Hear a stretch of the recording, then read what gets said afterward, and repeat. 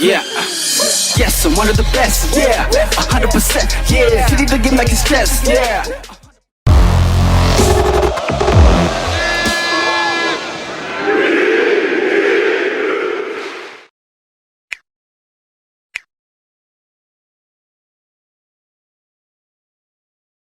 What's up, everybody? It's your boy Valdo, and we are here at We Are the Fans TV in the cut. Yeah, I'm here with my boy JJ. JJ Jaluo Jinga. Yeah. Follow on Twitter tafadhali manze for the best FPL content, for the best Premier League KPL content, all on Twitter. We Are the Fans TV on Twitter. Don't forget to follow. Pale tupatani tu ni Facebook, lakini YouTube kaka kawaida tuko, so you can even catch us live on YouTube on IG right now. So stay tuned for it. Yeah, so we have of course gone through 3 game weeks in the English Premier League, the most interesting, most intense league in the world, and we have seen a couple of interesting things happening over the few weeks. Topping the table, of course, is ironically Tottenham Hotspur with 9 points. We have number 2 coming in steady, West Ham United with 7 points. We have also Manchester, the greatest team in the world, Manchester United, coming in 3rd place. We also have Chelsea Football Club coming in 4th, and 5th place coming Liverpool Football Club. Manchester City coming in at 7th, and of course also looking down at the table, we have, as usual, Arsenal Arsenal Football Club at 20th position. Norwich at 19th. Then we have Wolves. Yeah, it's kind of just weird how the bottom of the table looks like, because Arsenal is bottling the table with 0 points, having lost all 3 games in the first 3 match weeks of the Premier League. Wolves is at 18th place, quite ironical because it's the only team that has recorded the most shots inside the box this season, equaling the tally of 57 shots. Liverpool with the highest shots in the box, and that is 72 shots. So it's quite ironical how Wolves is 18th on the table, having put on a very good performance against Manchester United. Okay, just shows you the intensity of the Premier League. Speaking of the intensity of the Premier League, Manchester City have come off two games with a goal difference of 5 goals to nil, thrashing Arsenal at the Etihad Stadium 5 goals to nil. Handshake manenos indeed. Also, Omushambulizi Romelu Lukaku has come off to a very good start with at least a goal for Chelsea against Arsenal as well. So that's also looking very, very sharp. And also we have seen the debut of Rafael Varane in Manchester United. Of course, Manchester United also continuing to break the away record of 28 straight games unbeaten. So that's another amazing statistic you guys need to watch in terms of Manchester United. Yeah, so that's it. But what do you think of this Arsenal club, JJ? That's the main issue. Arsenal right now, so far right now, I just think they are gunning bullshit. You know what I'm saying? Yes. You can't tell me Arsenal was at one point the biggest club in England. You know? Yeah. But right now, it's the only club that won the Premier League unbeaten. I say that's some magical shit.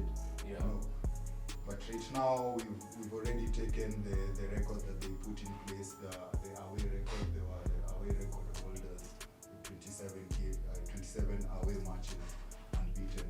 But right now, United has won 28 away matches. So, okay, my main issue with Arsenal right now is the Arsenal squad at the moment right now is like the United squad just after Mourinho left, or just at the verge of just when Mourinho was about to leave the club.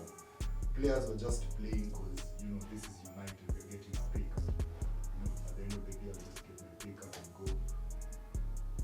sleep with my wife, get a pint of beer, and life moves on. You know what I'm saying? Yeah. But right now, Arsenal, there's one thing I'm seeing with the squad is that maybe there's just lack of motivation.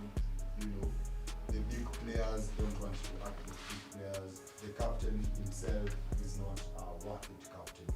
You know, for my so I just think they should like make a game changer, because even the transfers that they are making, Ben White for 50 million euros, man, that is not the type of transfer that Arsenal should be going for. You know, so I just think maybe Arteta should just look for maybe a slightly smaller team, a team that maybe won't give him the pressure, so that he can maybe try out new things. If they work with that small club, then well and good. He can go to a bigger club and try to implement. Either way, he'll have learned what he didn't know, compared to him landing a very big job, which is Arsenal, and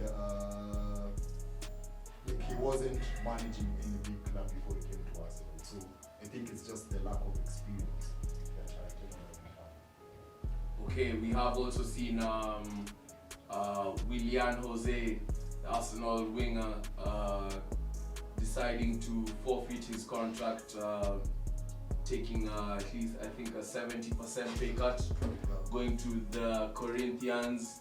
Also, we have seen Harry Kane dedicating his future to Tottenham Hotspur. That as well as other things coming along. But what do you think of that, the Harry Kane saga? Obviously, Kane was supposed to leave the club and go to City for 100 million euros. Yeah. Allegedly even more than that, but I just feel like Kane made the right step.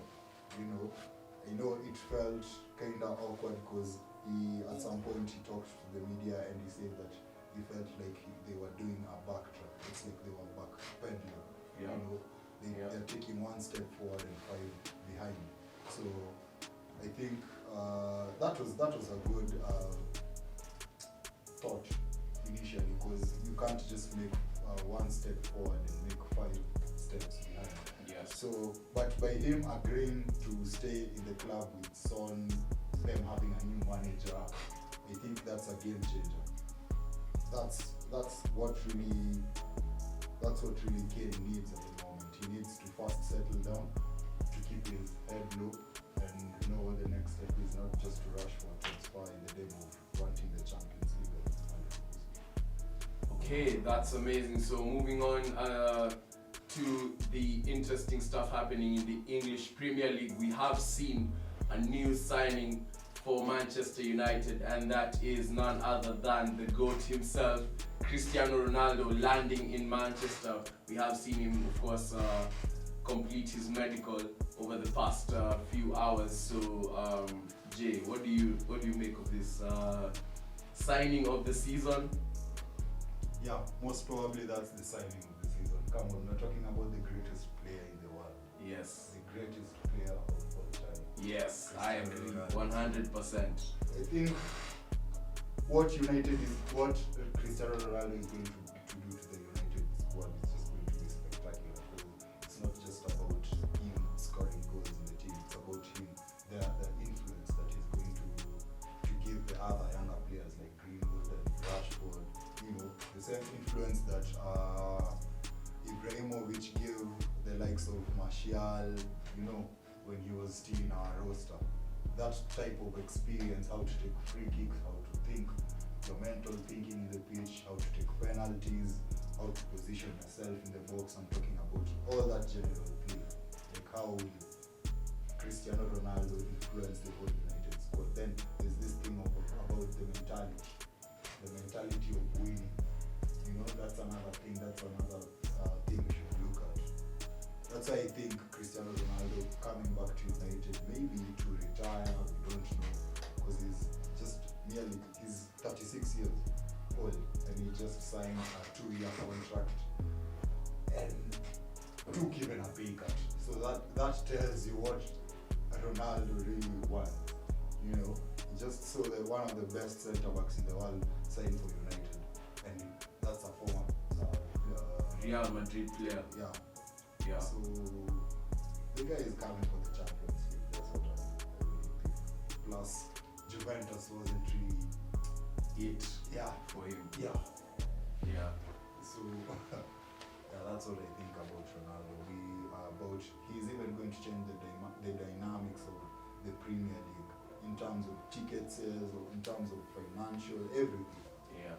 Is going to change for English football. So Cristiano Ronaldo, if you're watching this, welcome to the Premier League. It's gonna be lit. Welcome back. Welcome back.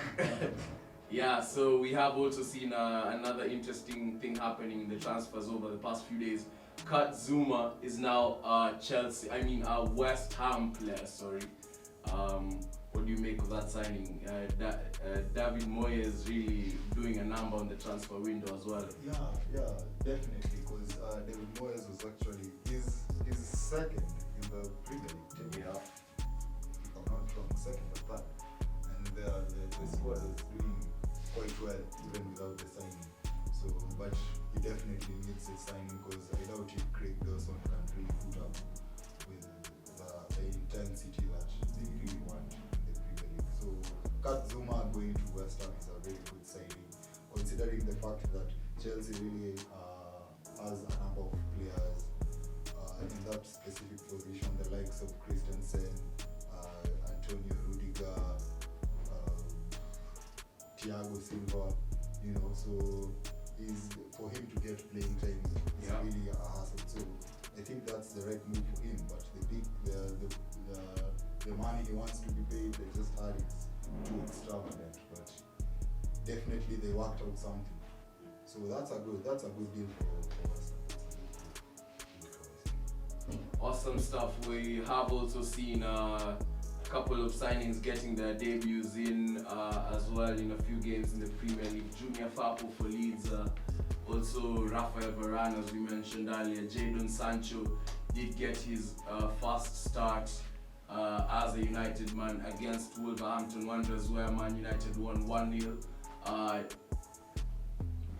We have to talk about this. A couple of players coming in fresh in the Premier League. Greenwood and Antonio. Yeah, what do you make of these two players really bringing in the heat as the league goes on? Antonio, the Jamaican, the guy is he's a natural born scorer. I had the guy in FPL last season for half of the season, so that tells you how many goals this guy can score. Then Greenwood is the first teenager to score goals in the first 3 Premier League games of the season. After, I don't know, I've forgotten the name of that guy. But these are records that are being broken, Yeah. He's definitely showing the England manager, what's his name again? Gareth Southgate. He's definitely showing Southgate that he should be in the squad come the World Cup. So, yeah, Greenwood is a fantastic player. He's definitely the future for United. I just don't see how Ole Gunnar is going to how can I put it, make him on the bench, because he doesn't deserve to be on the bench right now. And especially now that Ronaldo is back, that rotation and everything, considering I'm an Ole out person. just had to. I had to. Yeah. There's Sancho there, there's Rashford who is back from injury, there's Daniel James, there's Greenwood who is a natural striker, there's Cavani there, and now there's Ronaldo who can only play the striking position. He's not that winger, because he's too old right now. Yeah, so those are very remarkable names, it's remarkable talent. So I think this season we are just yet to see the best out of Antonio, considering he doesn't get injuries, because the guy he's a plasticine man sometimes. He pulls the hamstrings when it comes to mid-season, Yeah.